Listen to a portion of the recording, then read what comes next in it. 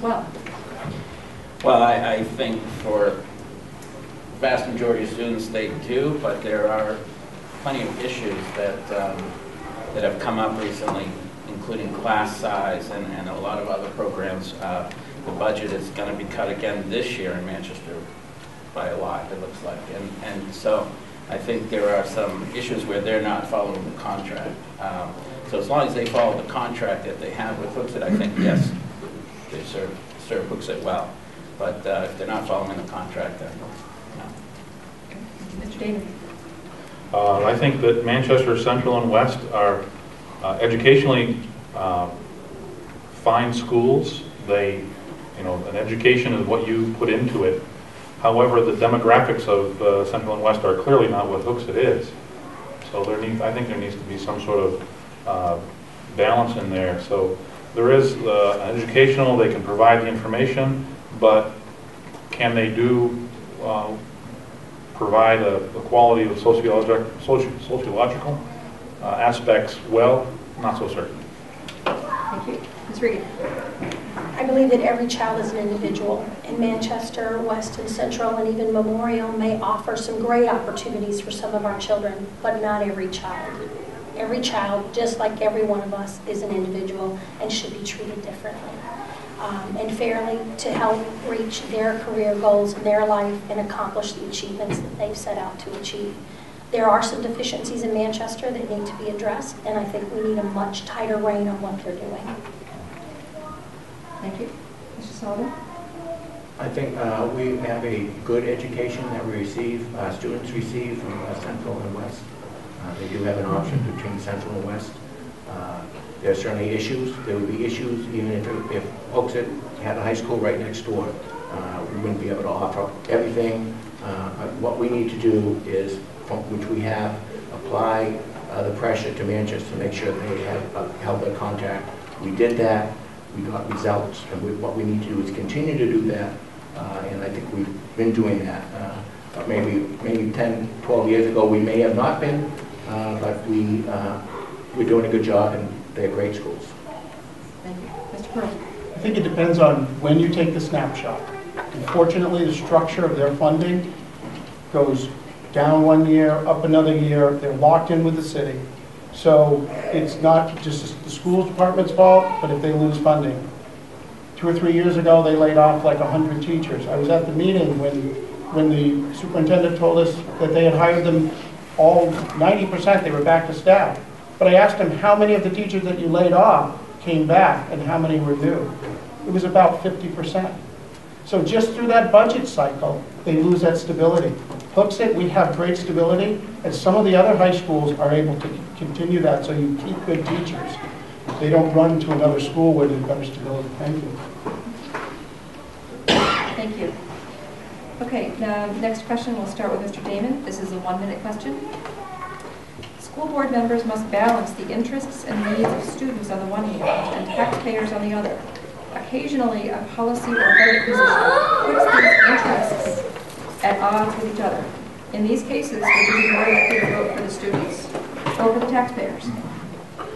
It's a fairly short answer on that one. I would certainly be more willing to vote for the students. Money can be re-earned. It can be, you can get more money, but once you have a student, that's it. You're done with that student. So if it's a clash between money and student. Ms. Regan?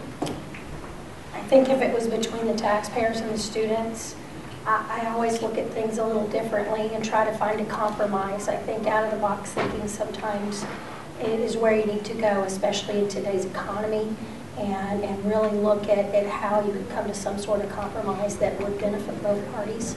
It's not always going to be perfect, and you're not always going to please everyone, but there should be some sort of happy medium that you could come to. And that's really how I look at everything I do. Thank you. Mr. Sullivan? For 12 years, I voted for things that would benefit the student. If it happens to result in a reduction in taxing, so be it. If it doesn't, we need to explain why we need something and show the results on why we're spending that money. Doing what's best for the kids is, I think, a family trait, and I have to kudos to my grandmother who taught in Hooksett for 45 years. So between her and myself, I think kids have been number one, and that's what all I can do is vote what's best for the kids, as the credo that David R. Colley, who the school is named after, that was his mantra, and I think I have followed that.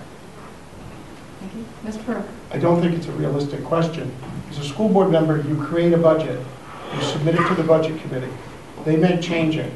Ultimately, it's you folks that have to decide whether you're going to vote for the taxpayer or the student. The school board is making the recommendation, the budget committee makes a recommendation, but it's ultimately the voters.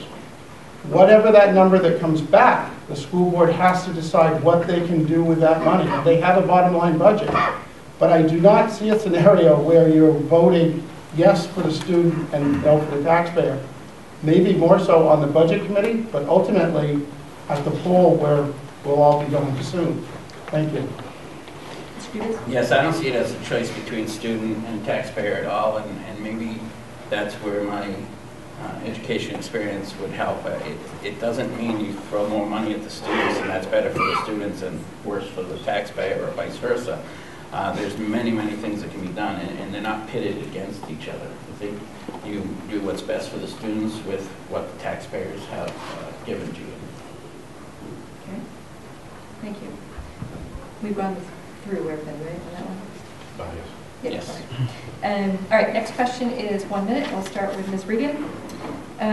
What are the characteristics of a successful school board meeting, and how would you personally contribute to that success? I think a successful school board meeting is that you have an agenda, you have items that need to be addressed, they are addressed, discussed, you listen to the public that's there, who might have more knowledge of the situation than you do. You communicate with your other board members, and you make some decisions that you know is the right choice, and you're speaking for the community. So you run an organized meeting, you have an agenda, and you listen to what your constituents are saying and what needs to be done to make the right choices. I see a lot of time in those meetings that's really wasted. I mean, I'm watching people play with their iPads and play with their day timers and, you know, shaking their feet. They have absolutely checked out. And you can do a meeting in a lot shorter time than that, and you can engage people in what's going on, and I really believe that. Thank you. Mr. Sullivan? Having responsibility of creating agendas as chairman of the school board in the past, council and so forth, we need to make sure that the issues that need to be presented and discussed are on there. We provide adequate debate. And sometimes if we don't have enough time, we need to postpone it to gather information. We need to follow the rules that we have established, whether it's public input or not. If we have those rules, we have abilities for students or parents to interject at certain points based on whether the school board agrees. Agendas are tricky things. Short agendas tend to go on. Long agendas don't go as long as we need to provide adequate input, discussion, question and answer period, and use the resources of the principals who are there. And I have something else, but I'll get that somewhere else. Thank you. Ms. Pearl? I would welcome people to the meeting. I would require that all the administrators that are sitting at the table are totally focused on the meeting and not working on laptops and devices as is now happening. I would provide an adequate table for public input where a person could sit down comfortably with some paperwork, feel comfortable, and address the board. I also think it's important to work through an agenda and be flexible in that agenda when you have people that show up that may be giving a presentation or something. Or if you can bend that agenda a little bit because something does become interested to the public that's there, that is going to encourage them to come back because they feel like they're involved. Yes, we have to get the business done, but ultimately the engagement of the public will create more people to run for school board, more people to be involved and educated about what's going on, and ultimately will bring rewards to our school district. Thank you. Let's do this. Yes, well, definitely the meetings themselves can be much more efficient, and I've been to meetings where I could not hear a word that was being said. And so that part of it has to be a better display and a better way to do that, an audio recording or some other type of setup, that microphone maybe. I'm sure they have a microphone down in the band room, a few rooms down, you know, that we could use. But there's been some meetings you can't hear anything, and there are meetings when people aren't paying attention and doing whatever. So it can be run a lot more efficiently and get things done and form good policies rather than just sitting there and not really know what's going on. Thank you. Mr. Damon? I think my definition of a successful board meeting would be where the agenda items are addressed, either resolved at that particular time or a time frame when that would be resolved is set. Expectations are known to the public that are in attendance, so that there is a reasonable expectation that what's being discussed is going to be resolved in a timely manner. That you can define success as when the public that is paying for all the things here is satisfied with what's going on. If the public is leaving and things are not answered and they're not satisfied, then it's not successful. So there needs to be certainly the interaction with the public, but things need to be resolved or put on a schedule to be resolved, so that and you know, that timetable can be kept. Thank you. Next question is, we'll start with Mr. Sullivan. This is a 2-minute question. And just so that you know, we're going to finish this round of questions, then I'll ask one question of each candidate that is individual.